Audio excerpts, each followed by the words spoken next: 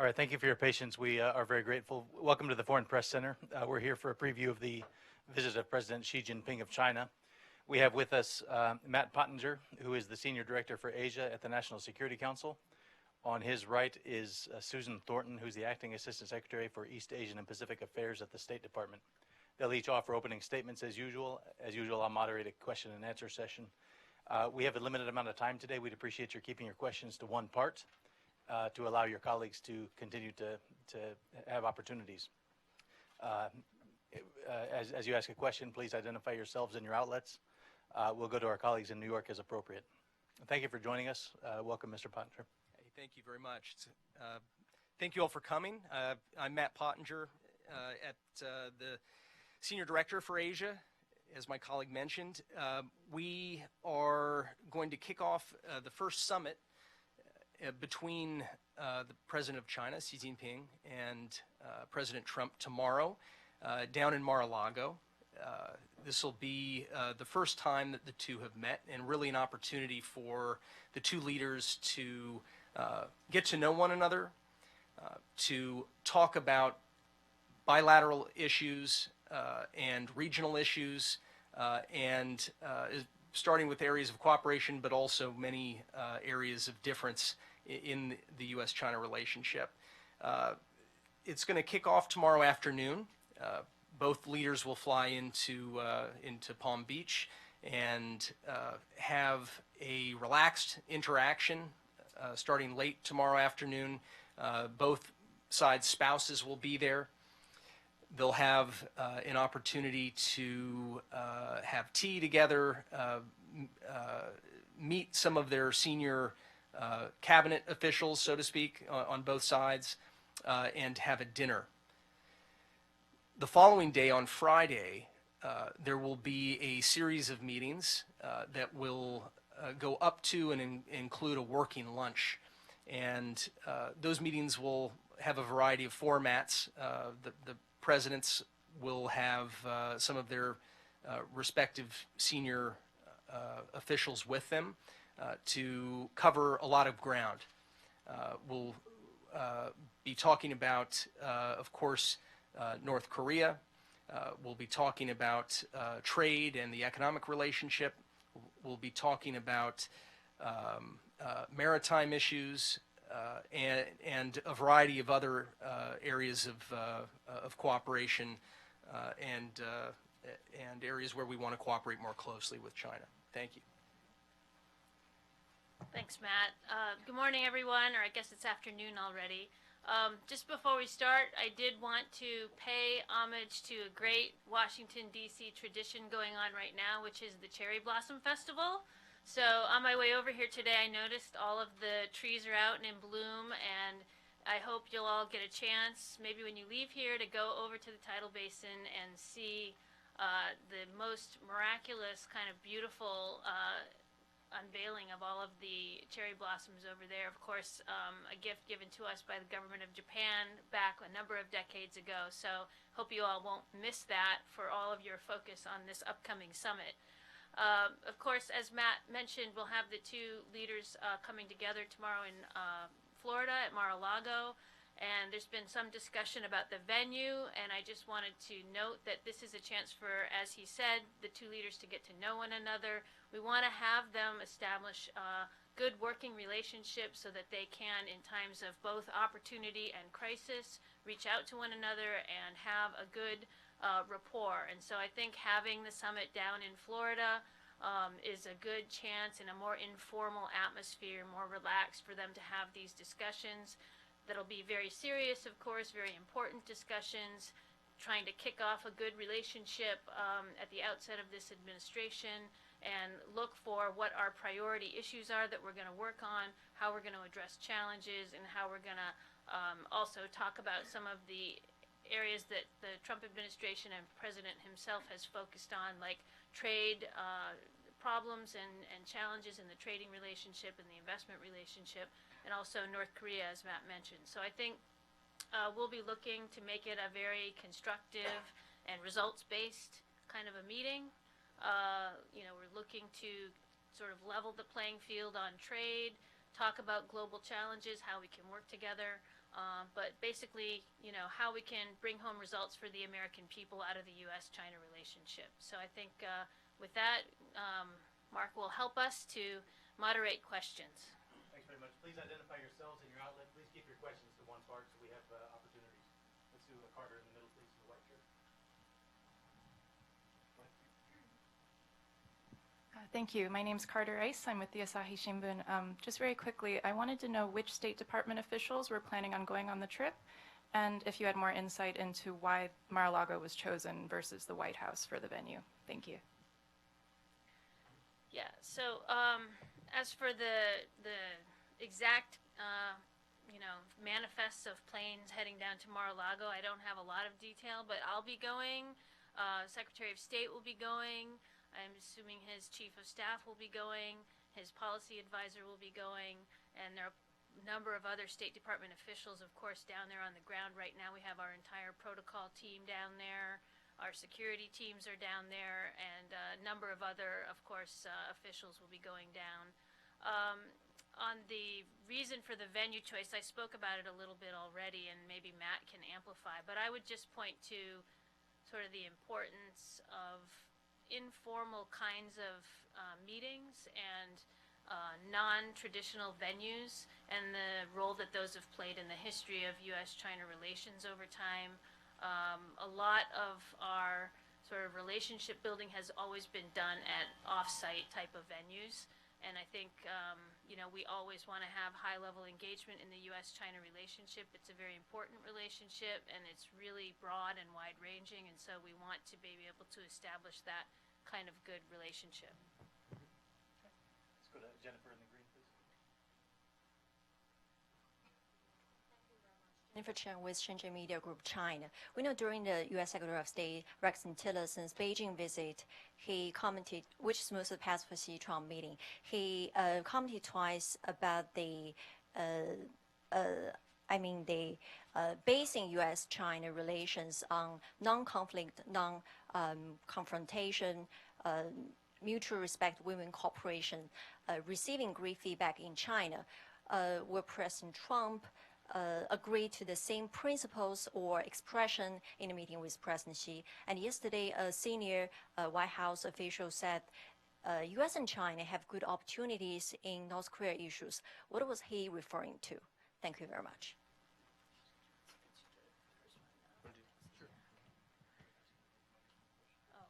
Closer? Is that good? Okay. So you talked about the Secretary's trip to China, and I think there's been a lot of media focus on his expressions that he used in his press statement there. What I would say about that, and I was there, is that the Secretary was using his statement during the press avail in Beijing to refer to the key elements that have characterized U.S.-China relations going back 40 years since the original Nixon visit to China. And what he was talking about in that press avail, and if you look at the transcript, I think you'll see this pretty clearly. He was talking about the two leaders coming together at this summit coming up the next couple of days to set a new course for U.S.-China relations for the next 40 to 50 years. So the elements that he raised in his recitation of those formulations you mentioned were really talking about how we've managed the relationship going back. And now he thinks it's important for the two leaders to come together and discuss how they're going to set a course for the future. So I would characterize it that way. And I was going to answer the question on North Korea that in terms of an area of cooperation, of course, we would like to see China working closely with the United States to address the menace emanating from North Korea. Their weapons programs, the provocations that we're seeing every week, missile launches, including one that we just had not too many hours ago. There's an opportunity for that to be an area of cooperation and to grow that. I think it's in Beijing's interest. I think that North Korea long ago ceased to be a strategic asset for China. It is now quite clearly a strategic liability, and it is one that is having an impact on the region. It is one that has the potential to destabilize not only the peninsula, but really the region as a whole. We'll move to the back. Thank you very much. Dong Huiyu with China Review News Agency of Hong Kong. Regarding One China and One China policy and Taiwan issue, Matt, yesterday you mentioned that you don't anticipate that President Trump will have any surprising deviation from the long-standing U.S. One China policy. But I'm still curious if the Chinese side raised this issue and saying that, hey, you need me to cooperate on North Korea. It's very urgent, but I would like you to abide by One China principle, abide by the 3 communiques, particularly the 3rd communique, reducing the arms sales to Taiwan. So what would you expect that Donald Trump will respond? Thank you. We'll see what comes up in the conversation between the 2 leaders. I don't want to prejudge what topics will come up, but as you mentioned, President Trump did reaffirm back in February long-standing U.S. policy. That's our One China policy, which is consistent with the 3 communiques. It's consistent with our obligations under the Taiwan Relations Act. I can say that there's no such thing as some kind of a trade along the lines of what you just mentioned, though. Okay. In the back. John, please. Hi, it's John Keogh from the Australian Financial Review. Matt, you being an ex-business journalist will probably appreciate this question as much as anyone. Financial markets investors very interested with the outlook between US and China on the trade relationship, with the talk of potential trade wars and tariffs, although that seems to have receded a bit lately. What can people expect for the outcomes on trade? Will there be hard outcomes, or is this a more, they'll define a framework? And similarly for allies in the Asian region who are a little bit nervous about a potential trade war down the track, what message would you send to them? So I think it is fair to say that that trade and the economic relationship generally will be a significant topic of discussion between the presidents at the summit.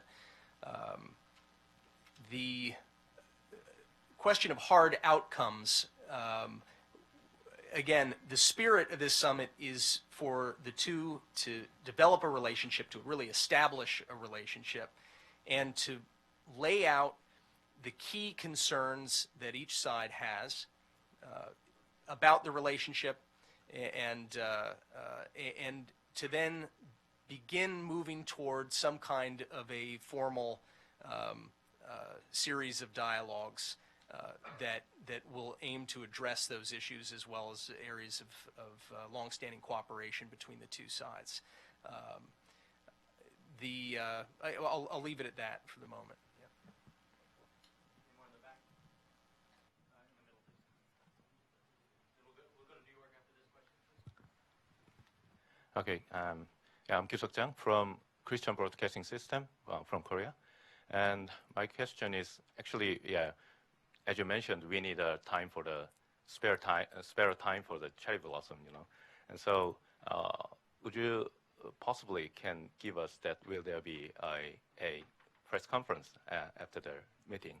And would you give us a little more detailed schedules about that?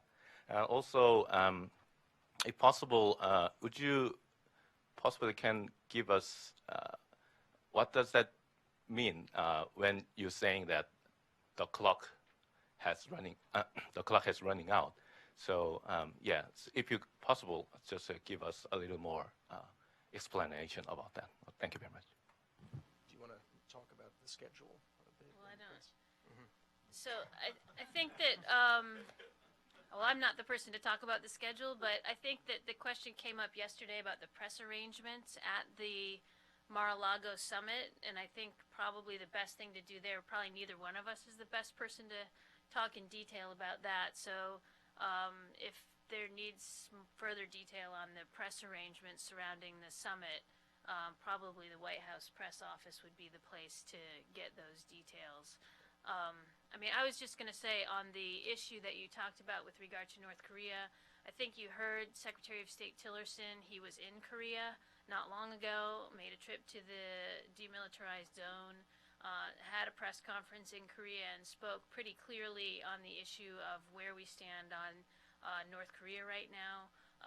That he said that, you know, the time for talking is now over. Strategic patience has run out. This problem has really become very urgent, and it is, as Matt said, destabilizing to the entire region, and actually further than the region now, reaches across the globe with the progress that North Korea is making in, you know, developing an intercontinental ballistic missile. So I think the feeling on our side is that this problem has really now become urgent, and we are going to be not only talking to the Chinese this week, but I think you saw on Monday, Ambassador to the UN, Nikki Haley, announced that we're going to be convening a ministerial meeting at which the Secretary of State is going to preside up in New York later this month to talk and galvanize a lot more support from our other partners and allies around the world on this issue and chart a way forward in a very urgent way, because we feel that, you know, this problem has now crossed a certain line, and we can no longer hope for, you know, some kind of reversion to negotiations. We need to do something proactive to, you know, change the situation and get some results. And we hope that the Chinese are going to be involved in that. We'll certainly be talking to them about that in the next couple of days. We think they have a lot to contribute, and so we'll see where we get on that.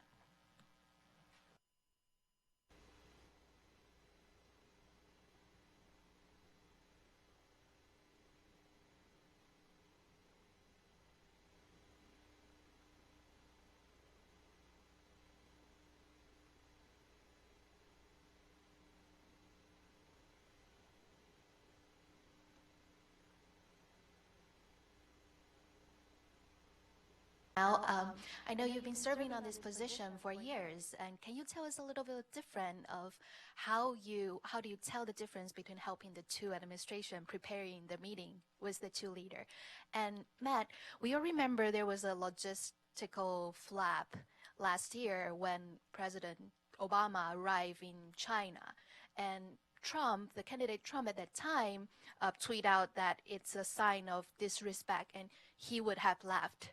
So when preparing for this trip, the first meeting of the two presidents, how do you try to avoid all these surprise might infuriate the president to leave? Sure. So I should start by saying that President Trump is an extremely gracious host. He is going to certainly seek to extend complete hospitality to his guests, Xi Jinping and Madam Peng. I know that there's a lot of work going on to ensure that the safety and dignity of both leaders is well protected during the course of the visit. Yeah, and maybe just on preparations for summits in general. You know, it's very hard to compare one visit with another visit, never mind across different administrations, because every visit is actually different, it's special, and it comes at a different time in the relationship.